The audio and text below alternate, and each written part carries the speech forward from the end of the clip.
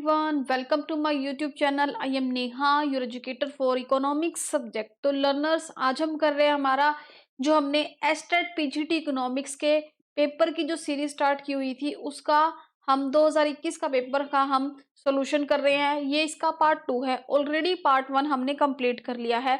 तो भाई इससे पहले हमने जो हमारी एस्टेट प्रीवियस ईयर पेपर की जो सीरीज चली हुई है उसमें मैंने 2023 का पेपर 2022 का पेपर कंप्लीट करवाया हुआ है which each and every complete detail solution. उसकी प्लेलिस्ट आपको चैनल पर मिल जाएगी। अगर आपने उनको नहीं देखा है तो आप देख सकते हो। और भाई अगर आप चैनल पर न्यू है तो वीडियो को लाइक कर दीजिएगा, चैनल को सब्सक्राइब कर दीजिएगा और अपने फ्रेंड के साथ शेयर कीजिएगा। तो भाई देखो ये पार्ट 2 है। ऑलरेडी पार्ट 1 कंप्लीट कर चुके हैं हम। पार्ट क्वेश्चंस के इस तरह के मतलब कि हमारा जो एस्टेट का एग्जाम होता है पीजीटी का उसमें हमारे 60 क्वेश्चंस आते हैं सब्जेक्ट्स के। ठीक है, तो इन 60 क्वेश्चंस को हम 3 पार्ट्स में डिवाइड करके करते हैं। पार्ट 1 में हम फर्स्ट 20, नेक्स्ट पार्ट में हम नेक्स्ट 20 क्वेश्चन करके इस तरह से हम इन 60 क्वेश्चंस को कवर करते हैं। ठीक है, इस तरह से हम इन 60 क्वेश्चंस को 20 के पार्ट में 3 पार्ट्स बना के कंप्लीट कर लेते हैं। तो ये आज का हमारा पार्ट 2 है। ठीक है भाई, करते हैं आज की क्लास को स्टार्ट। तो भाई देखो, सबसे पहला क्वेश्चन है राजकोषीय नीति का उपकरण नहीं है। राजकोषीय नीति क्या होती है? Fiscal policy. कौन सी? फिस्कल पॉलिसी का टूल नहीं है। नहीं है, नेगेटिव में क्वेश्चन पूछा हुआ है, नेगेटिव सेंस में। तो भाई देखो, इस तरह के क्वेश्चंस एस्टेट में बहुत बार कम से कम 7 से 8 क्वेश्चन नेगेटिव सेंस में पूछे जाते हैं। और ये एस्टेट वालों का फेवरेट क्या है, एक टॉपिक है। मतलब कि फेवरेट क्या है इनकी, एक ये लगा लो, इनकी एक टैक्टिक्स है। ठीक है, ये नेगेटिव सेंस में क्वेश्चन बहुत बार पूछते हैं। तो क्या क्वेश्चन पूछा हुआ है? फिस्कल पॉलिसी का टूल नहीं है, मतलब कि उसको पढ़ नहीं है। तो हम मैक्रो इकोनॉमिक्स में मेनली 2 टाइप्स की बहुत इंपॉर्टेंट पॉलिसी पढ़ते हैं। हम पढ़ते हैं मॉनेटरी पॉलिसी और हम पढ़ते हैं फिस्कल पॉलिसी। किसमें? मैक्रो इकोनॉमिक्स में। तो हमारी जो मॉनेटरी पॉलिसी होती है उसको कौन रेगुलेट करता है? हमारी मॉनेटरी पॉलिसी को रेगुलेट करती है हमारी सेंट्रल बैंक यानी कि हमारी आरबीआई। और हमारी फिस्कल पॉलिसी को कौन रेगुलेट करता है? हमारी गवर्नमेंट। तो हमारी गवर्नमेंट फिस्कल पॉलिसी के अंडर क्या करती है? हमारी गवर्नमेंट टैक्सेस कलेक्ट करती है, रेवेन्यू जनरेट करती है, फिर उसकी अकॉर्डिंग अपने गवर्नमेंट एक्सपेंडिचर करती है, स्पेंडिंग करती है। तो फिस्कल पॉलिसी के अंदर क्या करते हैं? फिस्कल पॉलिसी के अंदर हम पब्लिक एक्सपेंडिचर को स्टडी करते हैं, गवर्नमेंट डेब्ट को स्टडी करते हैं, टैक्सेस को स्टडी करते हैं। क्योंकि टैक्सेस क्या है? टैक्सेस क्या है? गवर्नमेंट का रेवेन्यू का सोर्सेस है। क्या? गवर्नमेंट का रेवेन्यू का सोर्सेस। और पब्लिक एक्सपेंडिचर क्या है? मतलब कि गवर्नमेंट क्या करती है? सोशल वेलफेयर के लिए यानी कि समाज के कल्याण के लिए क्या करती है? खर्चे करती है। गवर्नमेंट डेब्ट लेके क्या करती है? वो खर्चे करती है, स्पेंडिंग करती है गवर्नमेंट पब्लिक के लिए। लेकिन इंटरेस्ट रेट यानी कि जो ब्याज की दर है वो फिस्कल पॉलिसी का पार्ट नहीं है। क्यों? क्योंकि ब्याज की दर क्या है? मॉनेटरी पॉलिसी से रिलेटेड है, मौद्रिक नीति से रिलेटेड है। और इसको कौन हैंडल करता है? मौद्रिक नीति हैंडल करती है, यानी कि इसको कौन हैंडल करता है? मॉनेटरी पॉलिसी हैंडल करती है। तो इसका हमारा आंसर हो जाएगा फोर्थ आंसर, यानी कि ब्याज की दर। क्योंकि इंटरेस्ट रेट को कौन हैंडल करता है? Monetary policy. ठीक है, तो देखो भाई, fiscal policy refer to use by government spending and taxation influence to the economy for main tools of fiscal policy. तो फिस्कल पॉलिसी के मेन टूल कौन से है? टैक्सेस हो गए, गवर्नमेंट डेब्ट्स हो गए, पब्लिक एक्सपेंडिचर हो गए। लेकिन इंटरेस्ट रेट यानी कि जो हमारी ब्याज की दर है, टूल नहीं है किसका? फिस्कल पॉलिसी का। Interest rate are controlled by central bank. तो जो इंटरेस्ट रेट है यानी कि जो हमारी ब्याज की दरें हैं उनको कौन कंट्रोल करता है, उनको कौन नियंत्रित करता है? उनको सेंट्रल बैंक। सेंट्रल बैंक कौन है हमारा? हमारा सेंट्रल बैंक है RBI, reserve bank of India. तो उनको कौन हैंडल करता है? उनको कंट्रोल करता है आरबीआई थ्रू मॉनेटरी पॉलिसी, मौद्रिक नीति के द्वारा। Which is separated set of tool use to influence in the money supply and credit condition of economy. तो ये क्या है? एक अलग से टूल है, एक अलग से उपकरण है जो इन्फ्लुएंस करता है कि इसको मनी सप्लाई यानी कि जो मुद्रा की क्या है? पूर्ति है, और क्रेडिट क्रिएशन की जो इकोनॉमी में प्रभाव है उसको क्या करता है? अलग से ये प्रभावित करता है। ठीक है, तो इसका आंसर हमारा फोर्थ हो जाएगा। नेक्स्ट क्वेश्चन हमारा, हरित सकल घरेलू उत्पाद यानी कि ग्रीन जीडीपी का क्या यहाँ पर मतलब है? तो देखो भाई, यहाँ पर क्या दिया हुआ? जीडीपी। जीडीपी क्या होता है हमारा? Gross domestic product. तो भाई हम क्वेश्चन देखते ही समझ गए कि ये क्या है, हमारा मैक्रो से रिलेटेड कॉन्सेप्ट है, यानी कि मैक्रो इकोनॉमिक्स की यूनिट का क्वेश्चन है। ठीक है, और जीडीपी हम किस में पढ़ते हैं, हम जीडीपी का टॉपिक नेशनल इनकम में पढ़ते हैं, हमारी राष्ट्रीय आय में पढ़ते हैं। तो यहाँ पर किसके बारे में पूछा हुआ है, ग्रीन जीडीपी के बारे में पूछा हुआ है। तो भाई देखो, हम हमने एक हम कंसेप्ट भी पढ़ते हैं, क्या हम कंसेप्ट पढ़ते हैं, ग्रीन रेवोल्यूशन पढ़ते हैं हम। तो ग्रीन रेवोल्यूशन में हम एग्रीकल्चर एलाइड सेक्टर के बारे में पढ़ते हैं, लेकिन यहाँ पर जीडीपी की बात हो रही है। तो यहाँ पर ग्रीन जीडीपी में हम ओवरऑल जो हमारा एनवायरनमेंट है, यानी कि जो हमारा पर्यावरण है, उससे रिलेटेड जो भी हम अकाउंटिंग करते हैं, जो भी हम लेखा जोखा करते हैं, उसको यहाँ पर शामिल किया जाता है। यहाँ पर ग्रीन जीडीपी का मतलब एग्रीकल्चर लाइड सेक्टर की इनकम से नहीं है, बल्कि यहाँ पर जीडीपी का मतलब, ग्रीन जीडीपी का मतलब एनवायरमेंटल अकाउंटिंग से है। तो इसका आंसर हमारा फोर्थ हो जाएगा, green GDP including environmental accounting. तो इसका आंसर हमारा फोर्थ हो जाएगा। ठीक है, जीडीपी इंक्लूडिंग एनवायरमेंटल अकाउंटिंग मतलब कि जिस जीडीपी में पर्यावरणीय अकाउंटिंग, यानी कि पर्यावरण का, पूरे पर्यावरण जिसमें हम सभी पेड़ पौधों को, ग्रीनरी को शामिल करते हैं, उसको ग्रीन जीडीपी में मेजर करते हैं। इसमें हम इकोनॉमिक एक्टिविटी क्या होती है, आर्थिक जो हमारी एक्टिविटी होती है उसको शामिल करते हैं। एनवायरनमेंट से रिलेटेड इम्पैक्ट ऑफ प्रोडक्शन, यानी कि उसका प्रोडक्शन पर, उसका उत्पादन पर क्या प्रभाव पड़ेगा।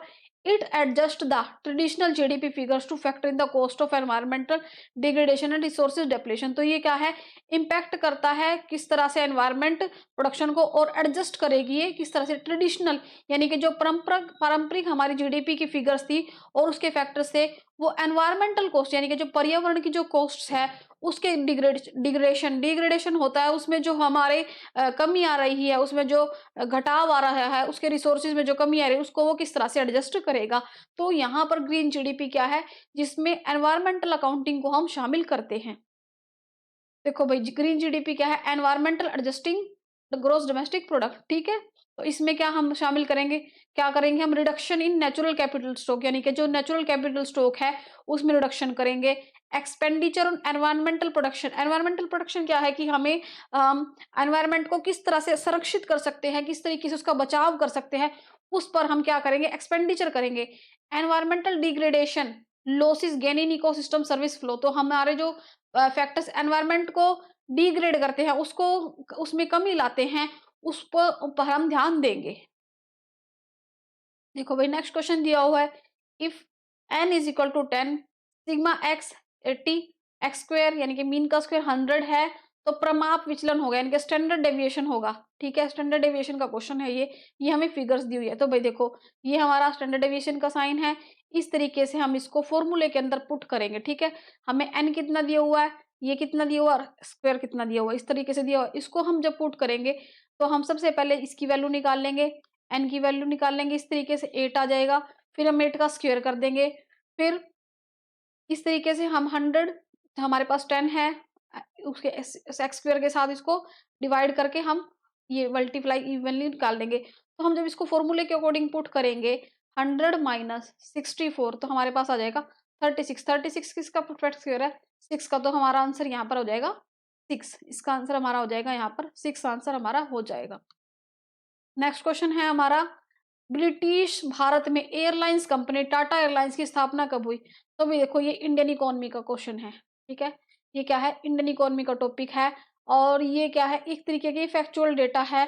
भाई इनको याद करने का कोई कंसेप्ट नहीं है, ये आपको ध्यान करना ही पड़ेगा, ये आपको याद करना ही पड़ेगा। ठीक है, ये फैक्चुअल डेटा होता है।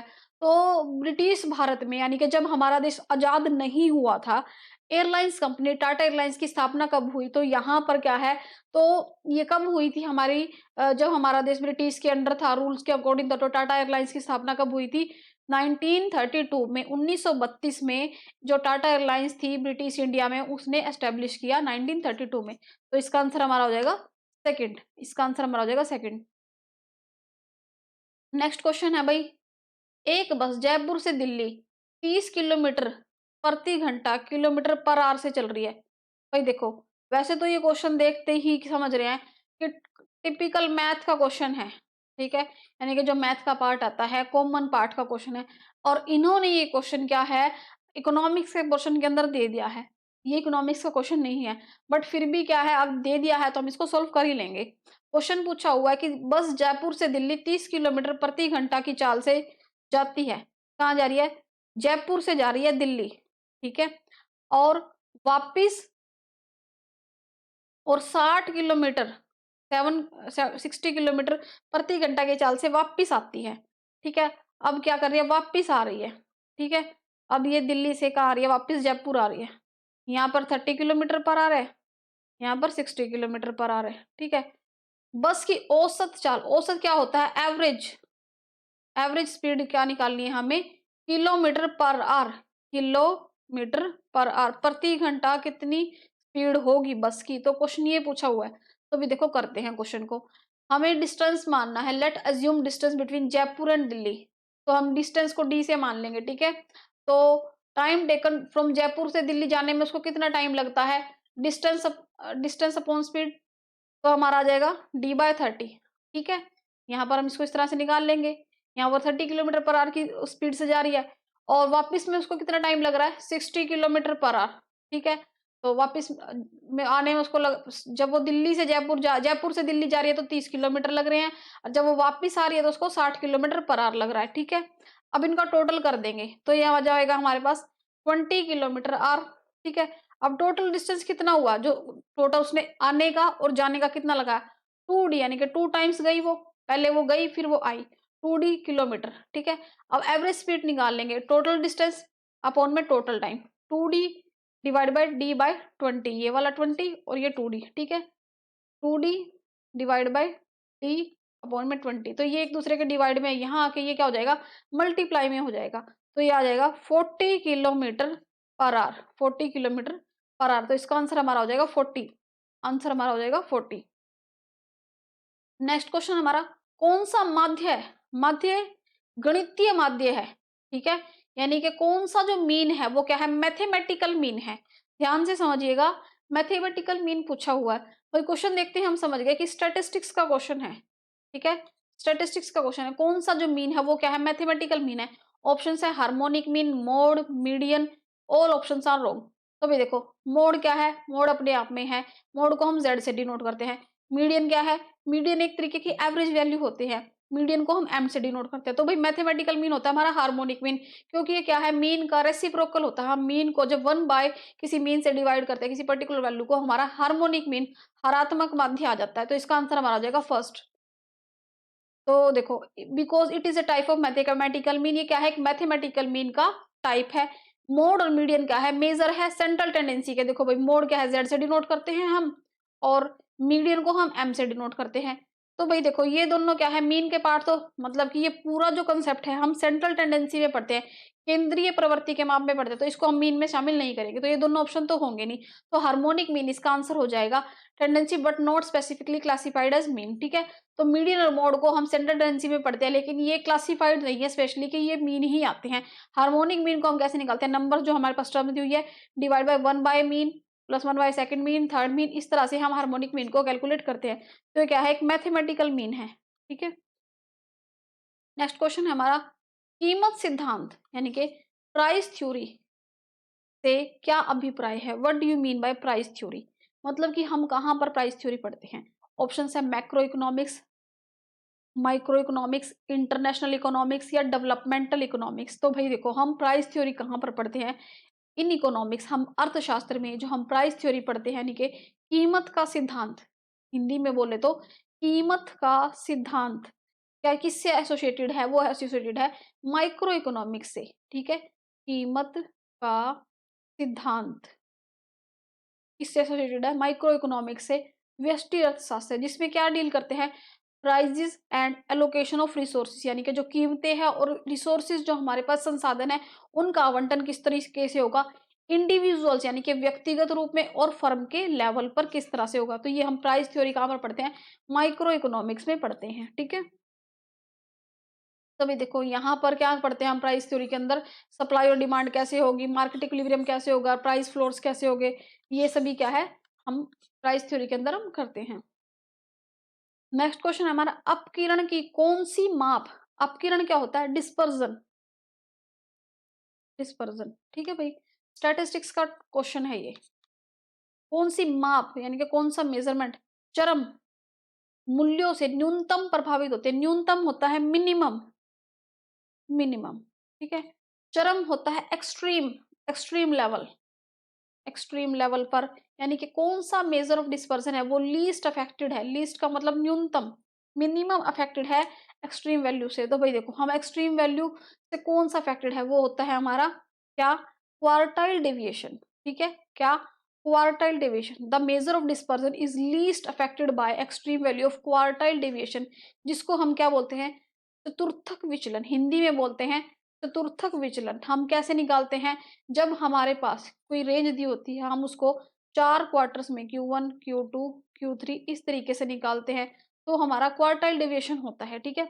जो हमारा Q2 होता है वो एक तरीके का हमारा मीडियन डेटा होता है, यानी कि हमारा क्या होता है, मीडियन होता है, ठीक है।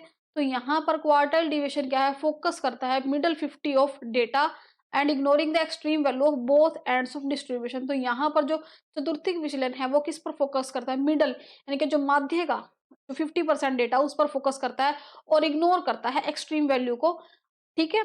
तो यहाँ पर थर्ड, इसका आंसर हो जाएगा थर्ड, क्वार्टाइल डेविएशन, ठीक है। तो भाई देखो ये इनको इग्नोर कर रहा है और इस पर फोकस कर रहा है जो इसकी मिड की वैल्यू है। और क्वार्टाइल डेविएशन को हम कैसे निकालते हैं, Q3 minus Q1 divide by 2, ये हमारा क्वार्टाइल डेविएशन का हमारा हो जाएगा फॉर्मूला। और Q2 क्या होता है, हमारा मीडियन होता है। नेक्स्ट क्वेश्चन हमारा, आवर्ती वितरण का यानी कि फ्रीक्वेंसी डिस्ट्रीब्यूशन का समांतर माध्य, यानी कि जो उसका एक अर्थमेटिक मीन है, अर्थमेटिक मीन क्या है, 5 है, और प्रत्येक आवर्ती को 5 गुणा यानी कि 5 टाइम्स क्या कर दिया, मल्टीप्लाई कर दिया, तो समांतर माध्य क्या होगा, तो अर्थमेटिक मीन क्या होगा। तो भी देखो यहाँ पर क्वेश्चन का जो समझते हैं, तो ये भी स्टैट का ही क्वेश्चन है। किसका क्वेश्चन, स्टैट का, स्टैट और सेंट्रल टेंडेंसी का क्वेश्चन है। वो कह रहे हैं कि जो फ्रीक्वेंसी डिस्ट्रीब्यूशन है हम हर एक मीन में क्या कर रहे हैं, 5 टाइम्स मल्टीप्लाई कर रहे हैं, ठीक है।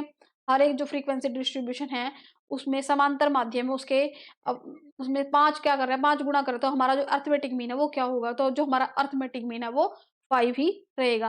व्हेन ईच फ्रीक्वेंसी, हर एक फ्रीक्वेंसी डिस्ट्रीब्यूशन को मल्टीप्लाई कर देंगे कांस्टेंट टर्म से, क्या है, हम हर एक को क्या कर रहे हैं, 5 से गुना कर रहे हैं, ठीक है। हर एक को 5 से गुना कर रहे हैं, तो क्या होगा, जो अर्थमेटिक मीन होगा वो हमारा सेम रहेगा। So the original mean is 5, each frequency is multiplied by 5, arithmetic mean will be still 5। तो हमारा अर्थमेटिक मीन यहाँ पर क्या रहेगा, 5 ही रहेगा। नेक्स्ट क्वेश्चन हमारा, बाजार अर्थव्यवस्था में केंद्रीय समस्याओं का समाधान किया जाता है, central problems in A market economy, क्या की बात कर रहे हैं, मार्केट इकोनॉमी की बात कर रहे हैं। सेंट्रल प्रॉब्लम यानी कि जो बाजार में केंद्रीय समस्याएं है वो किसके द्वारा रिजोल्व की जाती है। ऑप्शन है central officer of government, price mechanism, social mechanism या सेंट्रल बैंक। तो भाई देखो यहाँ पर हम इकोनॉमी की बात कर रहे हैं, तो बाजार में कुछ ऐसी कंडीशंस होती है जो क्या होती है, प्राइस मैकेनिज्म के थ्रू खुद ही अपने आप सोल्व हो जाती है। यानी कि जो सेंट्रल प्रॉब्लम्स है इकोनॉमी की, कहाँ कैसे, whom, where and how to produce, तो इस तरह की जो इकोनॉमी की प्रॉब्लम होती है तो वो किसके द्वारा अपने आप हैंडल हो जाती है, वो हो जाती है प्राइस मैकेनिज्म के थ्रू। तो इसका आंसर हमारा हो जाएगा second. The price mechanism allows, क्या करता है, सप्लाई को और डिमांड को क्या करता है, डिटरमाइन करते हैं इसमें, और ये क्या करता है, गाइड करता है एलोकेशन ऑफ रिसोर्सेज को मार्केट इकोनॉमी में। तो यहाँ पर क्या है, प्राइस मैकेनिज्म के थ्रू ये सॉल्व कर देता है। नेक्स्ट क्वेश्चन है हमारा, पूर्ति यानी कि जो सप्लाई है अपनी मांग स्वयं उत्पन्न करती है, यह कथन कहलाता है। तो भाई देखो ये जो पूरा थ्योरी है ये किसने दिया था, जेबी सेन ने। और यहां से इस टाइप का क्वेश्चन सुपर श्योर आता है एस्टेट में, बोले तो एस्टेट वालों का फेवरेट क्वेश्चन है ये वाला क्वेश्चन। जेबी से ने ये कंसेप्ट कब दिया था, जेबी से किस टाइप की इकोनॉमिस्ट है, क्लासिकल इकोनॉमिस्ट है, और सप्लाई क्रिएट्स ऑन डिमांड किसके द्वारा, इस तरह से घुमा फिरा के क्वेश्चन ये पूछ लेते हैं। अब पूछा हुआ है कि supply creates its own demand, तो ये जो कंसेप्ट है किसने दिया था, तो भाई ये कंसेप्ट दिया था जेबीसी ने। और ये पूरी जो स्टेटमेंट है क्या कहलाती है, ये कहलाती है लॉ ऑफ मार्केट। ये जो पूरी कंसेप्ट है ये कहलाती है लॉ ऑफ मार्केट, ठीक है, लॉ ऑफ मार्केट कहलाती है। तो इसका आंसर हमारा हो जाएगा second. The statement supply creates its own demand is known as law of market.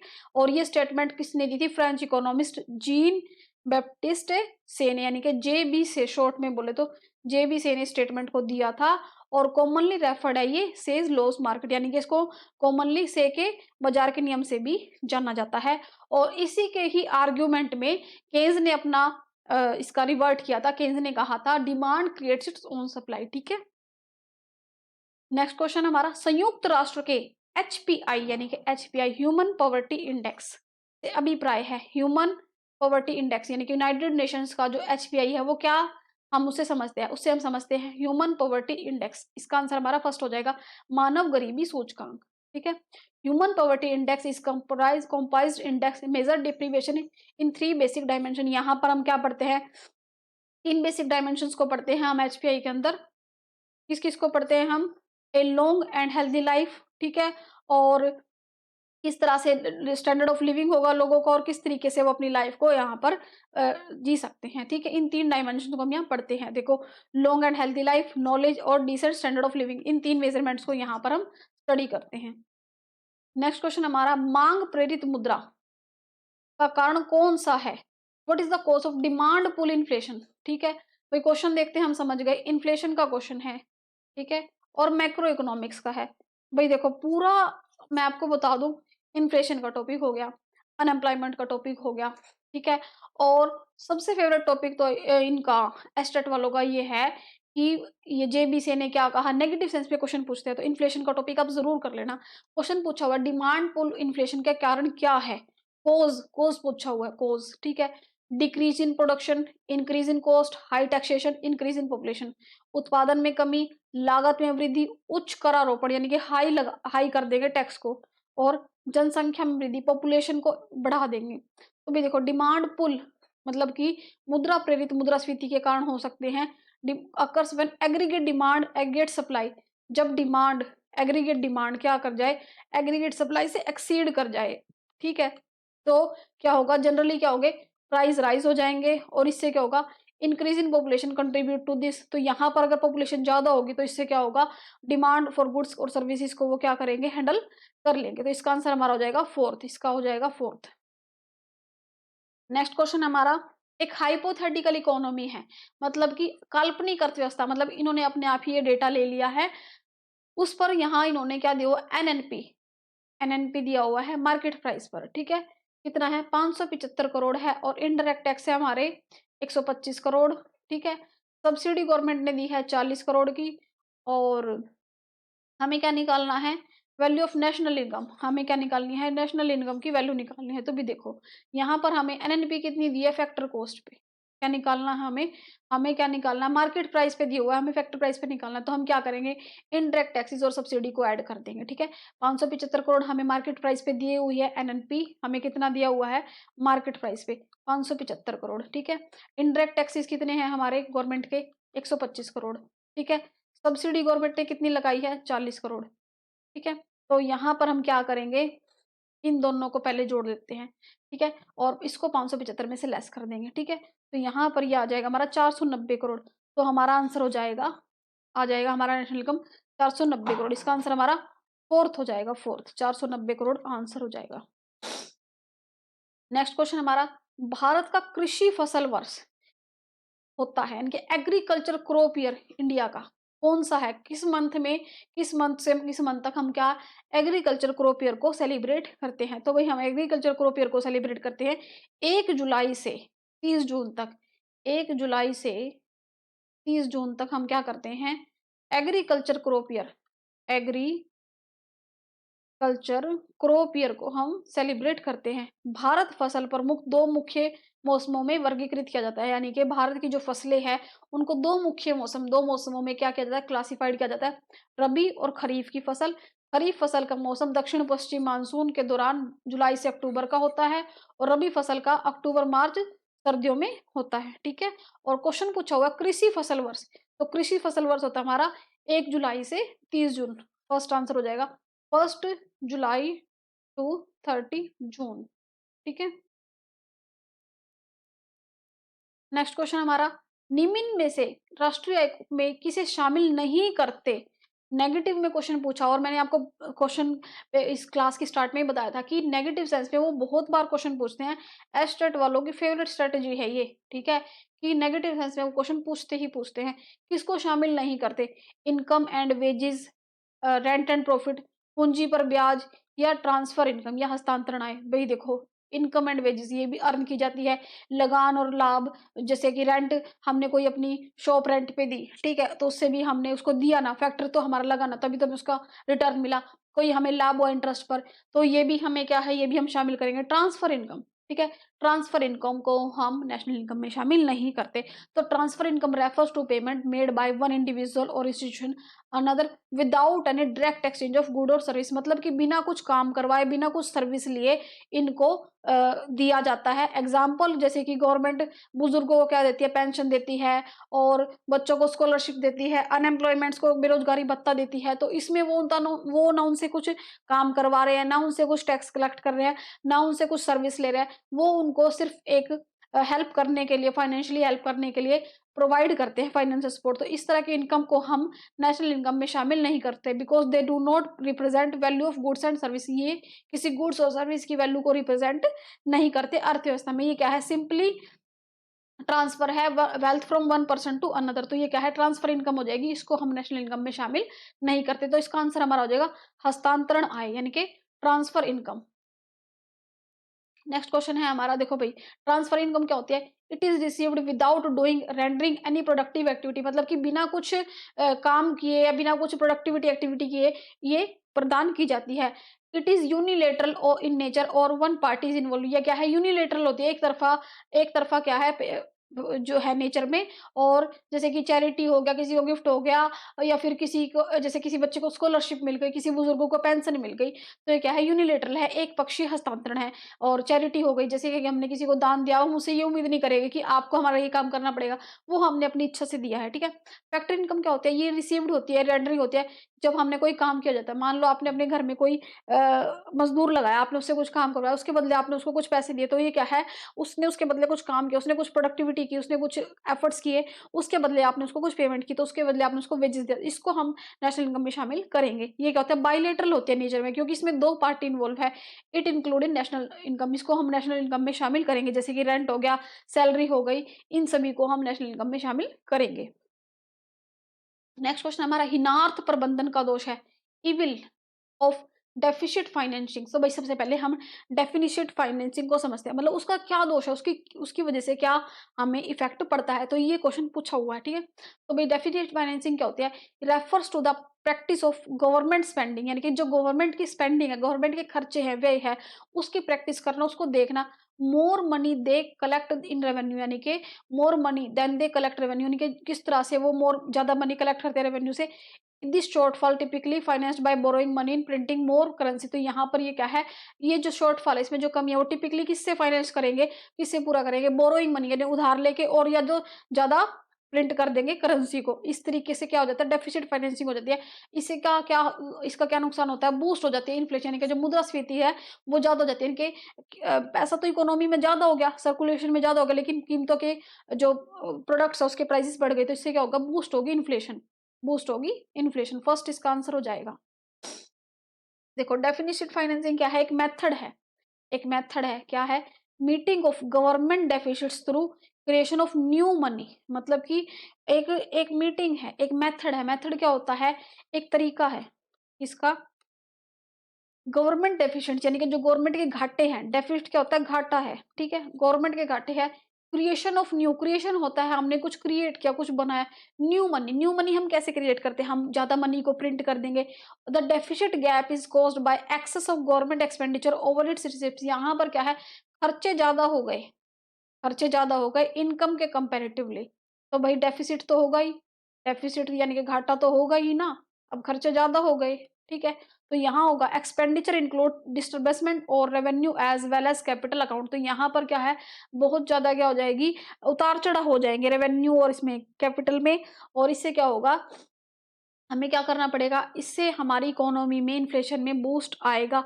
और रिसिप्ट सिमिलरली कंप्राइज रेवेन्यू, इस तरीके से हम इसको creation of new money meet deficit in use of long time. तो ये जो नई मनी का जो क्रिएशन है, इससे क्या होगा, मीट होगा, मतलब कि हमें डेफिशिट का सामना करना पड़ेगा लॉन्ग टाइम में, लंबे समय तक सामना करना पड़ेगा घाटे का, और इससे क्या होगा, इन्फ्लेशन भी बूस्ट होगा। क्वेश्चन पूछा कौन सा गलत है, क्या, के गुणक, के क्या है हमारा मल्टीप्लायर है। तो भाई देखो कौन सा गलत पूछा हुआ है, हमारा आंसर इसका हो जाएगा फोर्थ। ठीक है, the incorrect formula of multiplier is के इज फोर्थ, जैसे कि यानी कि देखो 1/MPC, हमारा सही क्या होता है 1/1 माइनस MPC। ये भी ठीक है, ये भी ठीक है, ये भी ठीक है, लेकिन ये ठीक नहीं है, तो इसका आंसर हमारा हो जाएगा इनकरेक्ट पूछा हुआ, ये इनकरेक्ट है।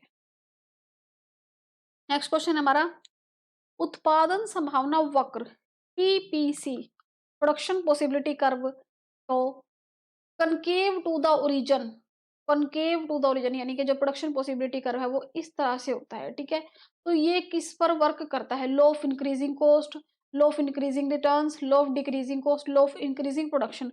तो भाई जो हमारा PPC कर्व है वो वर्क करता है हमारा जो डिफरेंट डिफरेंट गुड्स के कॉम्बिनेशन होते हैं उसके according law of increasing cost पर। इसका आंसर हमारा फर्स्ट हो जाएगा, the production possibility curve is the curve shows different combination of two goods. ये क्या है, दो गुड्स के कॉम्बिनेशन को दिखाता है एक इकोनॉमी में जो प्रोड्यूस करते हैं गिवन रिसोर्सेज पर, यानी कि जो हमारे पास दिए हुए संसाधन है और टेक्नोलॉजी है, तकनीक है, उसके द्वारा। It is concave to the origin because of the law of increasing cost. यहाँ पर ये कनकेव टू द ओरिजिन क्या होता है, law of law of increasing cost की वजह से ये इस तरह से कनकेव टू ओरिजिन होता है। ठीक है, तो इस तरह से ये होता है लॉ ऑफ इंक्रीजिंग कॉस्ट की वजह से क्या होता है concave to origin, concave to origin. ठीक है, तो भाई देखो यहाँ पर क्या है, डिफरेंट गुड्स है।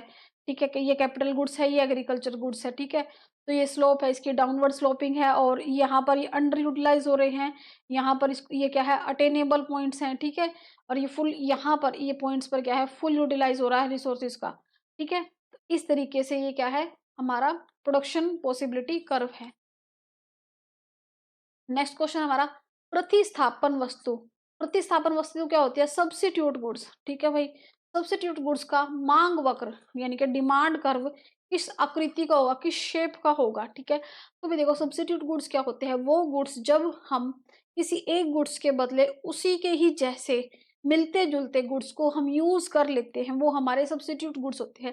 जैसे कि आप जो घर में डेली शैम्पू यूज कर रहे हो, तो एक शैम्पू जिस ब्रांड का आप यूज कर रहे हो उसके बदले आपने दूसरा ब्रांड का ले लिया, तो वो आपने उसका सब्स्टिट्यूट ले लिया। ठीक है, फॉर एग्जांपल चाय, चाय पत्ती आप यूज कर रहे हो, चाय पत्ती के प्राइसेस महंगे हो गए तो आपने कॉफी खरीदना शुरू कर दिया, आपने कॉफी पीना स्टार्ट कर दिया, तो ये भी सब्स्टिट्यूट है।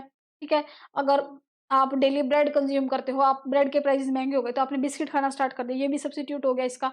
तो इस तरह से सब्स्टिट्यूट गुड्स का जो डिमांड कर्व होगा वो कैसा होगा, तो भाई वो होगा हमारा क्या होगा, पॉजिटिवली स्लोप्ड होगा। देखो substitute goods are goods that can be use place of each other, जो एक दूसरे की जगह पर क्या कर सकते हैं हम यूज कर सकते हैं, जैसे टी एंड कॉफी। ठीक है, तो डिमांड का जो सब्स्टिट्यूट गुड्स होगा वो क्या होगा, पॉजिटिवली स्लोप्ड होगा। इसका मतलब है कि price of one good increase, the demand for substitute good increase. तो मतलब कि अगर मान लो आप टी के प्राइस इंक्रीज हो जाते हैं, ठीक है, तो आप कॉफी खरीदना शुरू कर दोगे। ठीक है, और टी की जो डिमांड है कम हो जाएगी, आप कॉफी की जो डिमांड है वो बढ़ जाएगी, तो दूसरे गुड्स की जो डिमांड है वो बढ़ जाएगी, तो ये क्या होगा पॉजिटिवली स्लोप्ड हो जाएगा, पॉजिटिवली स्लोप्ड हो जाएगा। ठीक है, तो इसका आंसर हो जाएगा हमारा फोर्थ, पॉजिटिवली स्लोप। ठीक है, तो इसका आंसर हमारा फोर्थ हो जाएगा, पॉजिटिवली स्लोप्ड। तो इसका आंसर फोर्थ हो जाएगा। तो भाई ये होते हैं हमारे आज के 20 क्वेश्चन कंप्लीट। आई होप आपको ये अच्छे लगे होंगे। मिलते हैं जल्दी ही नेक्स्ट पार्ट 3 में।